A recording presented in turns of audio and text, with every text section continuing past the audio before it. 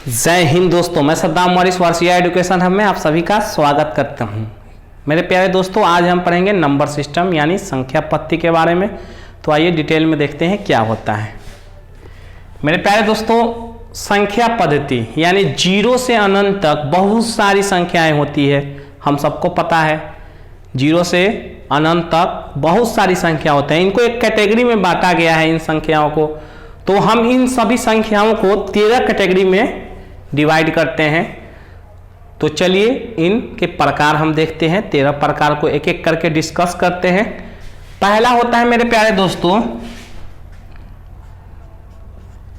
प्राकृत संख्या।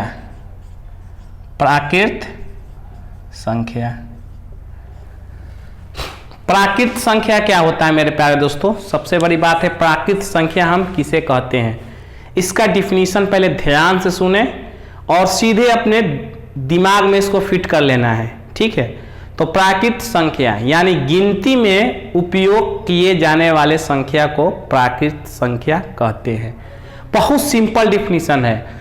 गिनती में उपयोग किए जाने वाले सभी संख्याओं को प्राकृत संख्या कहते हैं मेरे प्यारे दोस्तों।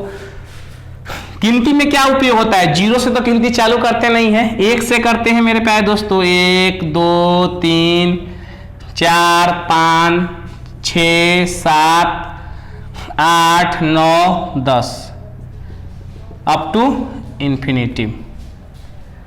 मतलब इसका अंत नहीं है, यानी संख्या गिनती का कोई अंत है मेरे प्यारे दोस्तों। इंसान गिनती करते करते बूढ़ा हो जाएगा, मर जाएगा, लेकिन संख्या खत्म नहीं होगी। इसीलिए जो खत्म नहीं हो, जहां तक हम पहुंच नहीं सकते हैं उसको हम अनंत यानी इन्फिनिटिव कहते हैं, ठीक है। इंग्लिश में इसको कहते हैं इन्फिनिटिव। इन्फिनिटिव हिंदी की बात करें तो इसको अनंत बोलते हैं या अपरिमित बोलते हैं।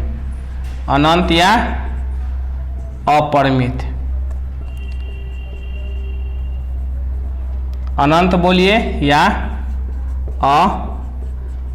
अपरिमित बोलते हैं,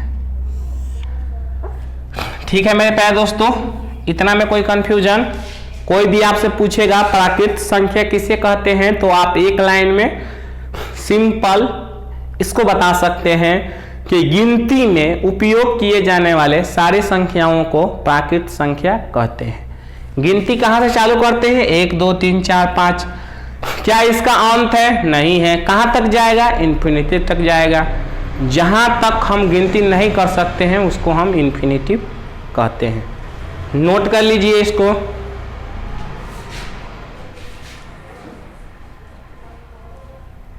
आइए दोस्तों अब देखते हैं दूसरी पूर्ण संख्या। अच्छा, प्राकृत को नेचुरल नंबर बोलते हैं, पूर्ण को होल नंबर बोलते हैं। इंग्लिश भी हम इसका देखते चले। तो पूर्ण संख्या किसे कहते हैं? बहुत सिंपल डिफिनीशन और सबसे नंबर 1 डिफिनीशन आपको बताऊंगा जो आपको याद करने की, रटने की जरूरत नहीं है, अभी के अभी याद हो जाएगा। प्राकृत संख्या के समूह में जीरो को शामिल कर लिया जाए, यानी प्राकृत संख्या यही है आपका 4 5 अप टू इंफिनिटिव। गिनती का कोई अंत नहीं है। इसमें किसको शामिल कर लिया जाए? जीरो को। यानी प्राकृत संख्या के समूह में जीरो को शामिल कर लिया जाए तो पूर्ण संख्या बनता है। बहुत सिंपल, याद हो गया होगा। फिर से एक बार सुन लीजिए। प्राकृत संख्या के समूह में किसको भाई? जीरो को शामिल कर लिया जाए तो कौन सी संख्या बनती है? पूर्ण संख्या। It means whole number. Whole number, और इसको नेचुरल नंबर बोलते हैं।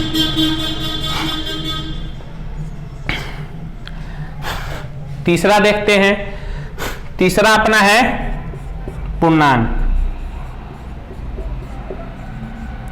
इंटीजर बोलते हैं इसको, इंटीजर।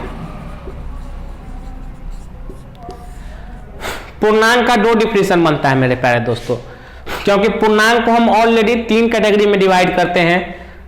अभी इसको मैं बताऊंगा, पहले हम देख लेते हैं पूर्णांक होता क्या है। तो इसका 2 डिफिनेशन 2 तरीके से समझते हैं। पहला कि प्राकृत संख्याओं के समूह में, अब लिख देता हूं प्राकृत संख्या का समूह, यही है मेरे प्यारे दोस्तों, जीरो और ऋणात्मक समूह को, ऋणात्मक समूह भी लिख देता हूं, ऋणात्मक का भी कोई अंत है नहीं है, कहां तक जाएगा, माइनस इन्फिनेटिव, यानी -1 -2 -3 गिनते रह जाएंगे, इंसान मर जाएगा लेकिन ये गिनती खत्म नहीं होगी, तो कहां तक जाएगा, माइनस इन्फिनिटी तक। तो हम क्या बोले आपको कि पूर्णांक, पूर्णांक किसे कहते हैं भाई, तो प्राकृतिक संख्या के समूह में जीरो को और ऋणात्मक समूह को शामिल कर लिया जाए तो पूर्णांक बनता है। दूसरी भाषा में इसको क्या बोलेंगे कि अगर, दूसरी भाषा में या करके देख लीजिए क्या डिफिनेशन हो सकता है कि धनात्मक, ऋणात्मक और जीरो के मिलने से क्या बनता है, हमारा पूर्णांक बनता है। बहुत सिंपल, धनात्मक समूह और ऋणात्मक समूह और जीरो के मिलने से क्या बनता है, हमारा पूर्णांक बनता है। अच्छा, पूर्णांक 3 प्रकार का होता है, देख लेते हैं। पहला होता है धन पूर्णांक, ठीक है, पहला धन पूर्णांक। ये धन पूर्णांक क्या है, तो धन पूर्णांक समझने के लिए, यानी धन पूर्णांक ये है, इसमें ये धन पूर्णांक है अपना, एक प्लस वाला समूह यानी धनात्मक समूह, ये अपना धन पूर्णांक है।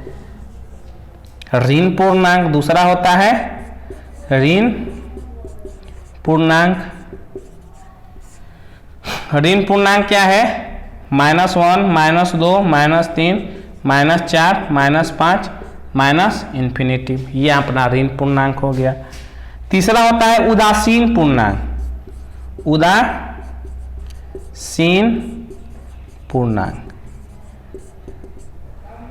Neutral integer.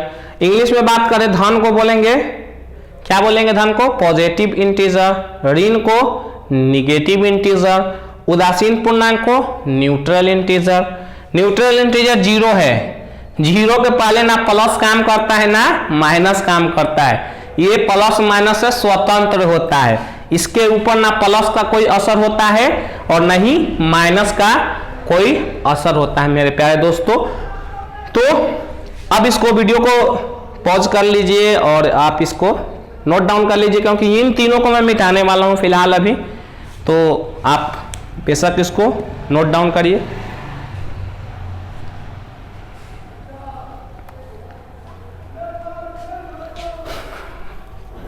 चलिए दोस्तों, तो अब हम इसको मिटा देता हूं।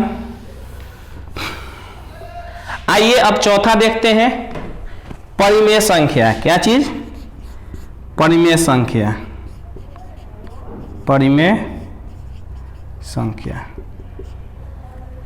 परिमेय संख्या उसे कहते हैं जिसे हम P/Q के रूप में लिख सके, ठीक है।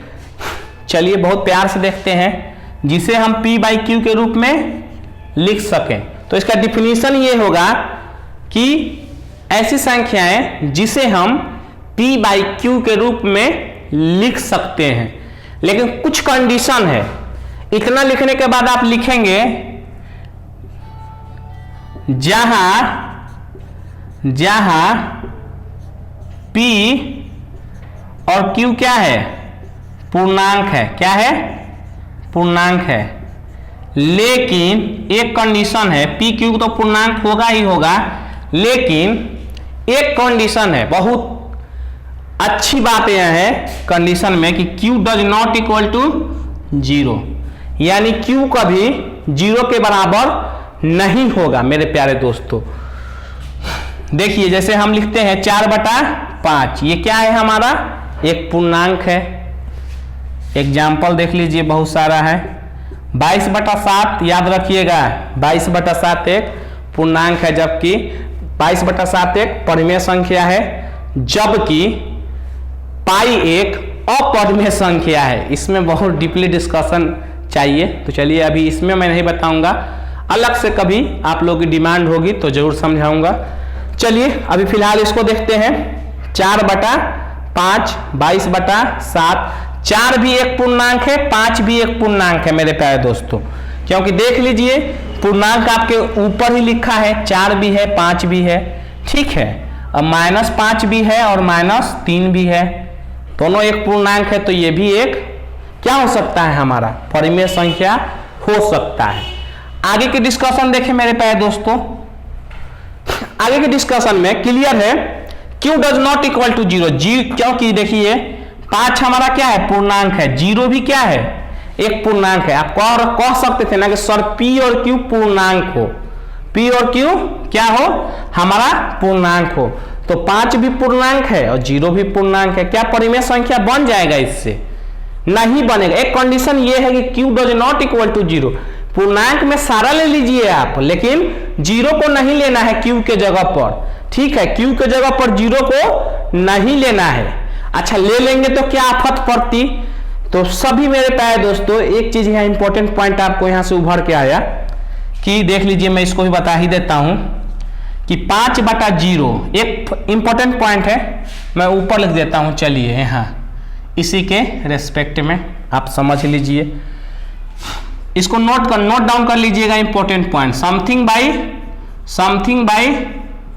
0 इंफिनिटिव होता है, यानी हर में, यानी डिनोमिनेटर में 0 हो तो पूरा संख्या अनडिफाइंड हो जाता है। किसी साइंटिस्ट ने, किसी मैथमेटिशियन ने इसको अभी डिफाइंड नहीं किया है, तो ये क्या हो जाता है, इंफिनिटिव। अच्छा, इसका एग्जांपल भी मैं लिख देता हूं, जैसे 5/0 क्या होगा, इंफिनिटिव होगा। दूसरा पॉइंट 0/समथिंग,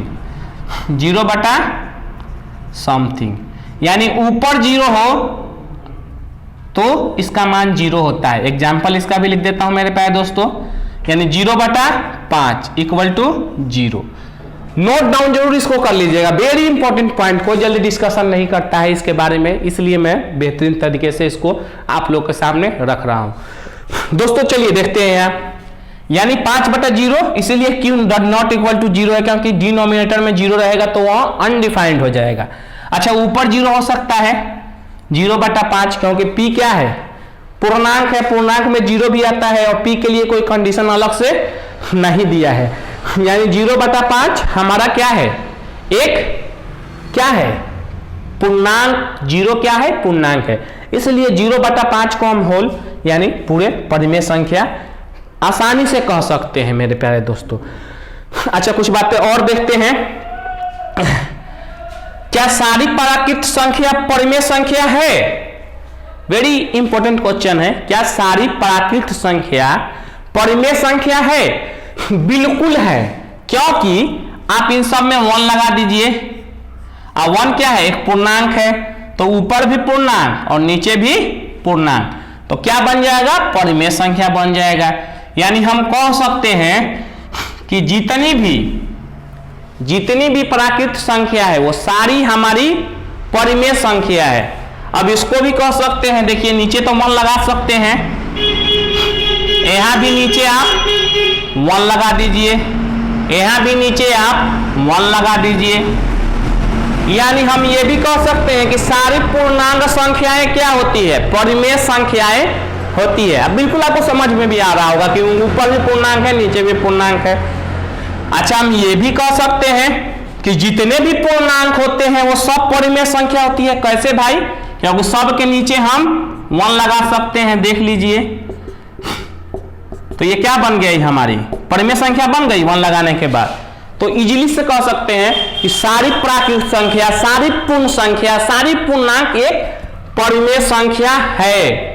और बहुत मोस्ट इंपॉर्टेंट क्वेश्चन भी है, कंपटीशन में भी इस प्रकार के क्वेश्चन पूछा जाता है कि क्या सारी प्राकृत संख्या पूर्णांक संख्या है, घुमा घुमा के पूछा जाता है।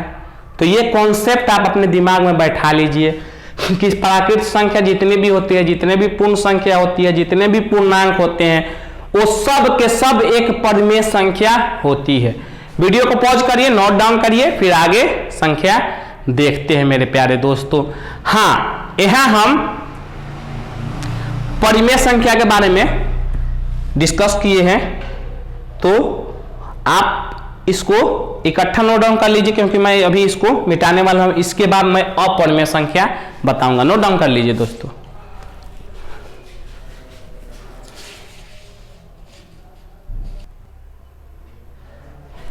मेरे प्यारे दोस्तों, हमने प्राकृत संख्या डिस्कशन कर लिया, पूर्ण संख्या डिस्कशन कर लिया, पूर्णांक कर लिया और परिमेय कर लिया। 4 संख्याएं हमने डिस्कशन कर ली, टोटल 13 डिस्कस करना है। 5वां देखते हैं मेरे प्यारे दोस्तों, अपरिमेय संख्या। अच्छा, परिमेय संख्या को इंग्लिश वहां लिखना भूल गया था, रेशनल नंबर होता है, और अपरिमेय संख्या इरेशनल नंबर। अपरिमेय संख्या इट मीन्स इरेशनल नंबर, ठीक है।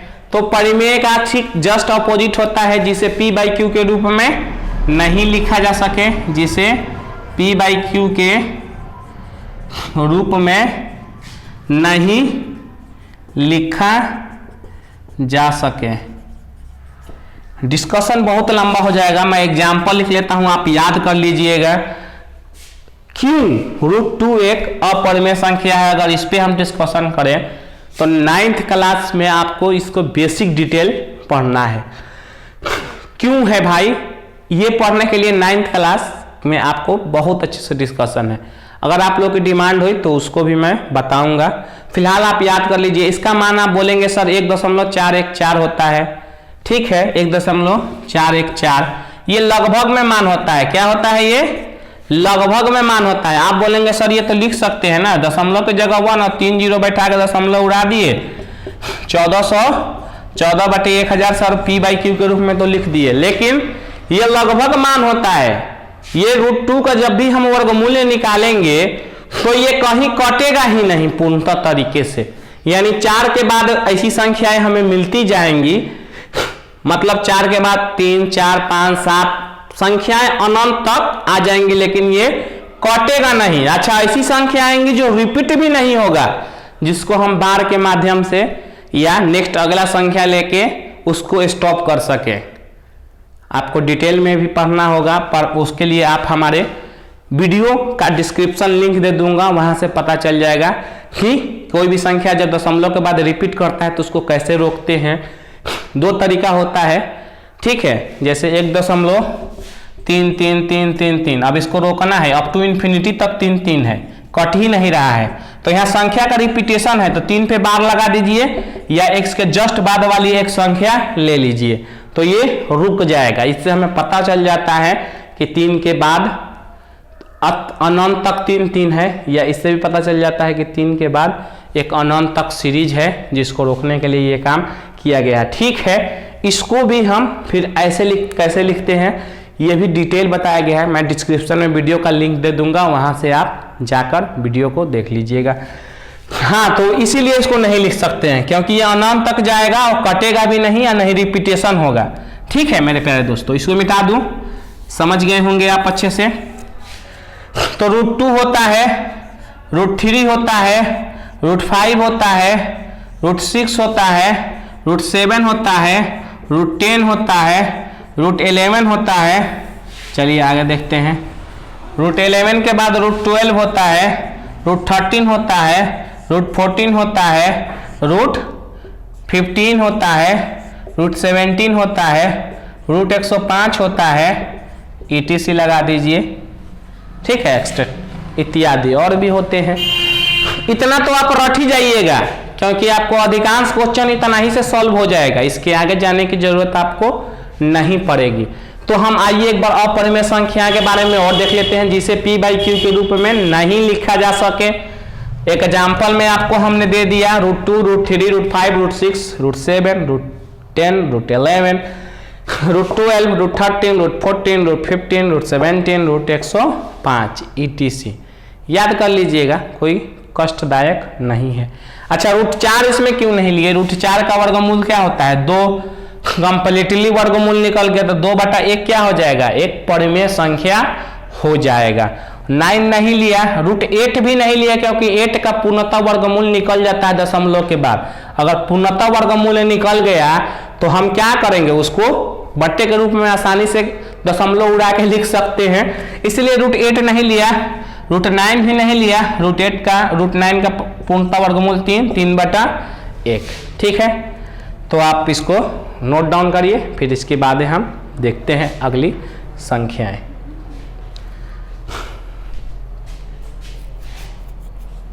चलिए दोस्तों, नोट कर लिया होगा आपने। अब हम देखते हैं 5 देख चुके हैं, अब 6 नंबर देखेंगे।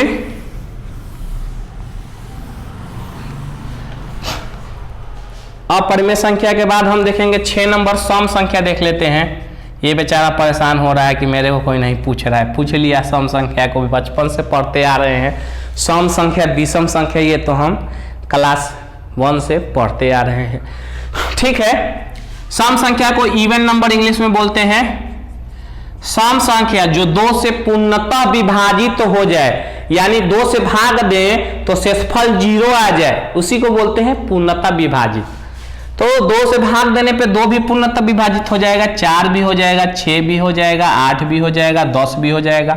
अंत होगा, नहीं होगा तो अनंत लगा दीजिए, इन्फिनिटी तक जाएगा। अच्छा, इसको एग्जाम्पल को जरूर आप लोग याद करिएगा। एग्जाम्पल ही आपको इसका डिफिनीशन पैदा करेगा और ये भी दिमाग में देगा कि सम संख्या किसे कहते हैं। अगर एग्जाम्पल याद हो तो 90% क्वेश्चन आप सॉल्व कर लेंगे, इसीलिए एग्जाम्पल बहुत इंपॉर्टेंट है। चलिए, तो सम संख्या के डिफिनीशन एक बार और देख लेते हैं। वे सभी संख्याएं जो 2 से पूर्णतः विभाजित हो जाए उसे सम संख्या कहते हैं। 2, 4, 6, 8, 10 अप टू इन्फिनिटी। ठीक है, 7 नंबर देखते हैं, विषम संख्या।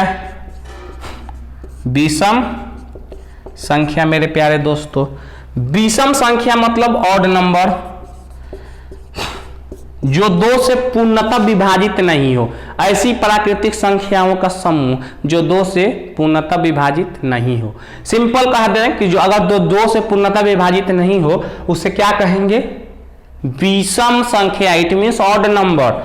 2 से 1 भी विभाजित नहीं होगा। 3, 5, 7, 9, 11, ये भी अंत नहीं होने वाला है तो अनंत तक भेज देते हैं, जहां हम काउंट ही नहीं कर सकते हैं। इंसान गिनती करते करते बूढ़ा हो जाएगा, मर जाएगा, लेकिन ये खत्म नहीं होने वाली संख्याएं हैं। इसीलिए जो खत्म नहीं हो, जिसका अंत नहीं हो, उसको अनंत कहते हैं, जिसे इंग्लिश में इन्फिनिटिव कहते हैं। आइए दोस्तों, अब हम आगे देखते हैं 8 नंबर, भाज्य संख्या।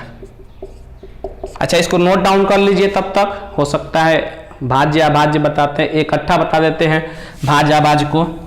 आप इसको नोट डाउन करिए, मैं इसको मिटा देता हूं।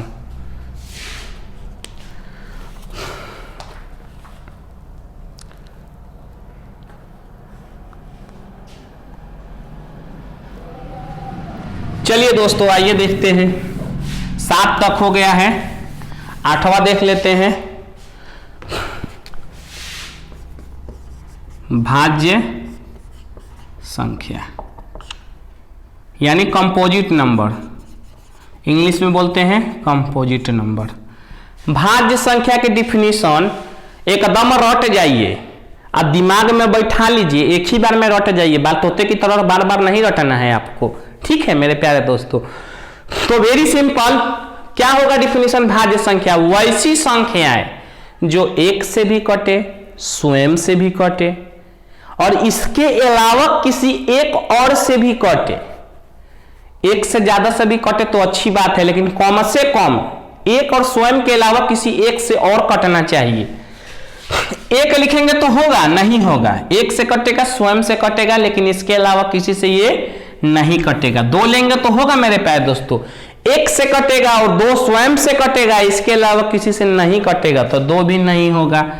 मेरे प्यारे दोस्तों 3 1 से कटेगा, स्वयं 3 से कटेगा, इसके अलावा किसी से ये नहीं कटेगा, तो ये भी नहीं होगा। अच्छा 4 बिल्कुल होगा, क्योंकि 1 से भी कटेगा, 4 से भी कटेगा, यानी 1 से भी और स्वयं 4 से भी कटने के अलावा 2 से भी कट रहा है, यानी स्वयं के अलावा और 1 के अलावा किसी और से भी कट रहा है, यानी 2 से भी कट रहा है, इसलिए यह भाज्य संख्या होगी। 5 नहीं होगा, 1 से कटेगा, स्वयं 5 से कटेगा, उसके अलावा किसी से नहीं कटेगा। 6 बिल्कुल होगा, 1 से कटेगा, स्वयं 6 से कटेगा, इसके अलावा 2 3 से भी कटेगा। 7 भी नहीं होगा, 8 होगा, 9 होगा, 10 होगा। इस तरह बहुत सारी संख्याएं होंगी जो भाज्य संख्याएं होंगी। बहुत अच्छे से डिफिनीशन याद कर लीजिए। फिर एक बार बता देता हूं क्या होता है डिफिनीशन। ऐसी संख्याएं जो स्वयं 1 से कटे और अपने आप से कटे, यानी एक से और स्वयं से कटे, इसके अलावा किसी और से भी कटे, इसके अलावा किसी और से भी भाज्य हो, यानी इसके अलावा किसी और से पूर्णतः विभाजित हो, वो क्या कहलाती है? भाज्य संख्या है। ठीक है, कोई डाउट नहीं है, आगे बढ़ते हैं। एक से और स्वयं से, फिर से रिपीट कर देता हूं मेरे प्यारे दोस्तों, एक से और स्वयं से विभाजित होने के पश्चात किसी और से भी विभाजित हो तभी वो भाज्य होंगी। 9 नंबर देख लेते हैं, अभाज्य संख्या। अभाज्य संख्या इट मीन्स अभाज्य संख्या बोले तो प्राइम नंबर, इंग्लिश नोट कर लेते हैं यहां, प्राइम नंबर। ठीक है, प्राइम नंबर किसे कहते हैं? एक से कटे और स्वयं से कटे। डिफिनीशन याद कर लीजिए, वैसी संख्या है जो एक से कटे और स्वयं से कटे, इसके अलावा किसी से विभाजित ना हो। एक से विभाजित हो और स्वयं से विभाजित हो, इसके अलावा किसी से विभाजित नहीं हो। एकदम याद हो गया होगा। ऐसी संख्याएं जो एक से कटे और स्वयं से कटे, यानी एक से विभाजित हो और स्वयं से विभाजित हो, इसके अलावा किसी से विभाजित नहीं हो। अच्छा, ऐसी संख्या क्या है? बोलेंगे सर एक भी है, तो यहां नोट डाउन कर लीजिए, एक नोट करके लिख लीजिए कि एक एक्सेप्शनल केस है और एक अभाज्य संख्या नहीं है। एक अभाज्य संख्या क्या है? नहीं है। ये नोट डाउन कर लीजिए मेरे प्यारे दोस्तों, मोस्ट इंपॉर्टेंट पॉइंट है। एक अभाज्य संख्या, क्योंकि आप बोलेंगे सर एक तो खुद से भी कट रहा है और एक से भी कट रहा है, तो एक एक्सेप्शनल केस है, एक अभाज्य संख्या नहीं होता है। अच्छा, दो, अब लिखते हैं एग्जाम्पल। दो होता है क्योंकि एक से भी कटेगा, स्वयं से भी कटेगा, इसके अलावा किसी से नहीं कटेगा। 3 भी है, एक से कटेगा, स्वयं 3 से कटेगा, इसके अलावा किसी से नहीं कटेगा। 5 भी है, एक से कटेगा, स्वयं से कटेगा, इसके अलावा किसी से विभाजित नहीं होगा। 7 है, 11 है, 13 है, 17 है, 19 है, 23 है, 29 है, 31 है, 37 है, 41 है, 43 है, ऐसे बहुत सारी संख्याएं हैं। 80 लिख दीजिए। ठीक है, ये सारी संख्याएं क्या है? अभाज्य संख्याएं हैं। कोई दिक्कत? तो आप इसको नोट डाउन कर लीजिए। अब मैं इसको मिटाऊंगा। 9 तक हो चुका है। अब हमारे पास 4 और संख्याएं हैं जिसको डिस्कस करेंगे। वीडियो को पॉज करिए, नोट डाउन करिए, नेक्स्ट देखते हैं इसके बाद।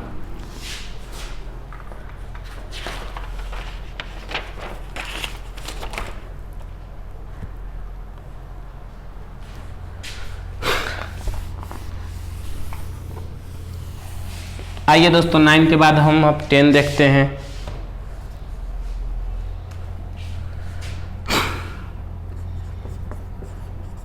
सह अभाज्य संख्या को प्राइम नंबर। को प्राइम नंबर, को प्राइम नंबर, को प्राइम नंबर का डिफिनेशन सिंपल है, याद कर लीजिए।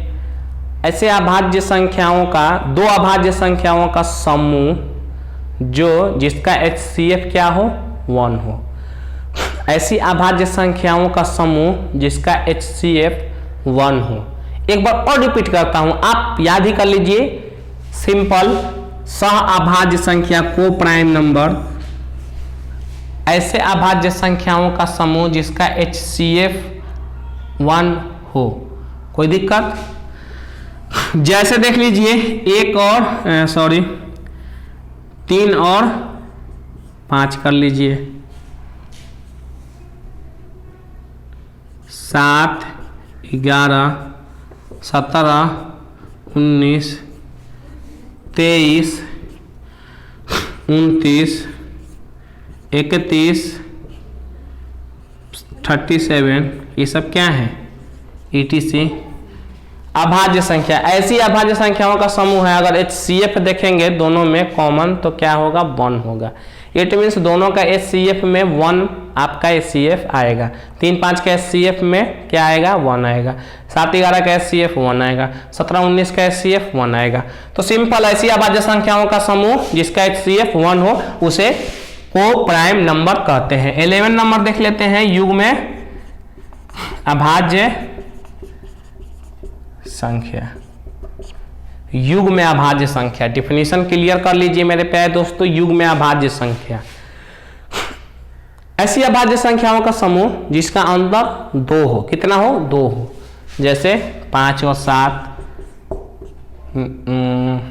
11 13, 17 19 और बात करें तो 29 31, 41 43 etc। इस तरह इसको क्या बोलते हैं युग्म अभाज्य संख्या। क्लियर कर लीजिए मेरे प्यारे दोस्तों, युग्म अभाज्य संख्या। अच्छा, इसको इंग्लिश में क्या बोलेंगे pair prime number. Pair prime number English में पेयर प्राइम नंबर। जी अब एक बार और डिफिनीशन रिपीट कर देता हूं, ध्यान से सुनिएगा। ऐसी अभाज्य संख्याओं का समूह जिसका अंतर 2 हो, यानी 5 7 में 2 का अंतर है, 11 13 में 2 का, 17 19 में 2 का, 29 31 में 2 का, 41 43 में 2 का etc। बहुत सारी ऐसी संख्याएं और भी मिलेंगी, नोट डाउन करिए। आगे देखते हैं 12 नंबर।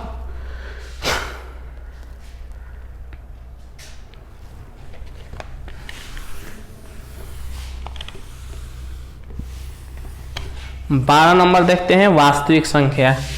12 नंबर वास्तविक संख्या। वास्तविक संख्या इट मीन्स इंग्लिश में बोलेंगे तो रियल नंबर।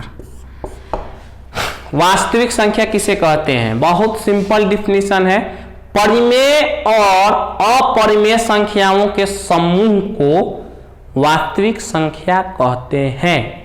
फिर से सुन लीजिए, परिमेय और अपरिमेय संख्या के समूह को वास्तविक संख्या कहते हैं। फिर से एक बार सुन लीजिए, परिमेय और अपरिमेय संख्याओं के समूह को वास्तविक संख्या कहते हैं। एग्जाम्पल देख लेते हैं। देखो परिमेय संख्या 4/5, 3/7, 22/7। अपरिमेय में पाई भी आ जाएगा, √2 भी आ जाएगा, √3 भी आ जाएगा, बहुत सारे होंगे, etc लिख दीजिए, कोई दिक्कत। √105 भी आ जाएगा अपरिमेय में। तो इस तरीके से बहुत सारे होंगे, etc लगा दीजिएगा, ठीक है। तो इसका एक बार और बता देता हूँ, 3 बार तो बता ही चुका हूँ। परिमेय और अपरिमेय संख्याओं के समूह को क्या बोलते हैं? वास्तविक संख्या, ठीक है। अब आप देखते हैं अपरिमेय संख्या।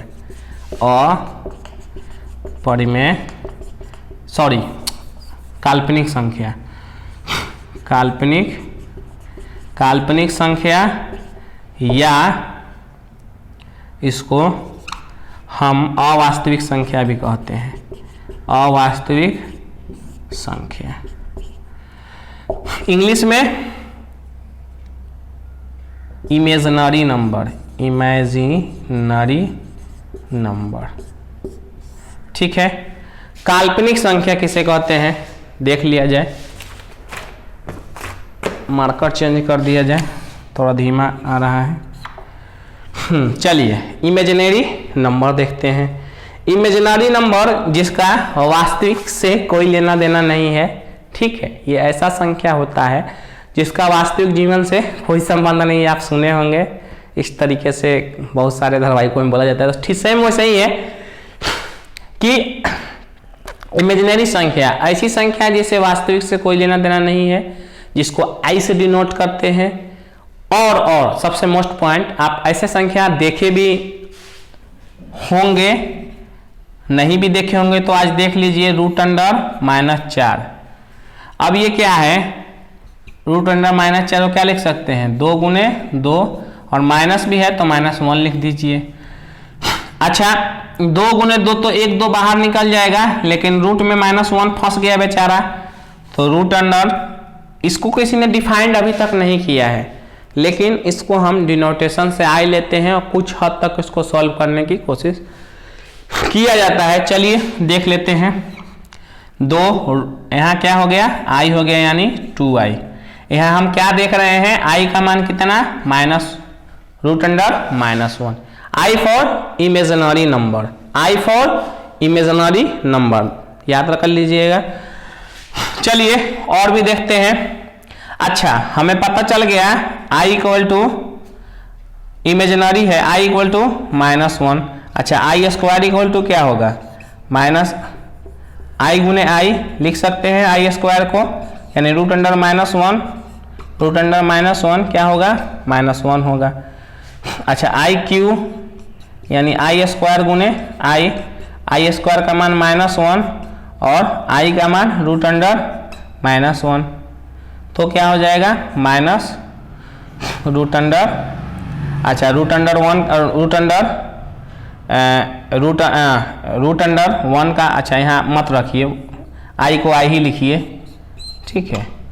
तो यहाँ क्या हो जाएगा, i स्क्वायर को -1 और i को i ही लिखते हैं, तो क्या हो जाएगा, -i हो जाएगा, यानी i क्यू का मान -i, i स्क्वायर का मान -1, i का मान √(-1). अच्छा, और देख लेते हैं। i के पावर 4 का मान i स्क्वायर गुने i स्क्वायर यानी -1 गुने -1 यानी 1 होता है। तो ये आप नोट कर लीजिएगा, ये मान होता है जो आप याद रखिएगा। अच्छा, एग्जाम्पल में √4 हो गया, √8 हो गया, √12 हो गया। बहुत सारे एग्जाम्पल ले सकते हैं। अगर रूट में हो और माइनस लगा हो तो वो क्या होगा, काल्पनिक संख्या होगा, क्योंकि -1 को हम √(-1) को डिफाइन नहीं किए हैं। ठीक है, आज तक किसी साइंटिस्ट, किसी मैथमेटिशियन ने इसको डिफाइन नहीं किया है, एक काल्पनिक मान लिया है कि ये काल्पनिक संख्या है जिसके वास्तविक से कोई लेना देना नहीं है। इस तरीके से हमारा आज हमने टोटल नंबर सिस्टम में 13 पार्ट होता है, 13 संख्याएं होती है, सारे को हमने डिस्कस कर लिया। उम्मीद है आपको बिल्कुल समझ में आ गया होगा। नहीं समझ में आए तो कमेंट कीजिएगा, इसका जवाब नेक्स्ट वीडियो या कमेंट के माध्यम से आपको बताया जाएगा। प्यारे दोस्तों, अधिक से अधिक वीडियो को शेयर करिए, लाइक करिए और चैनल को जरूर से जरूर सब्सक्राइब करिए। आज के लिए इतना ही मेरे प्यारे दोस्तों, जय हिंद, थैंक यू।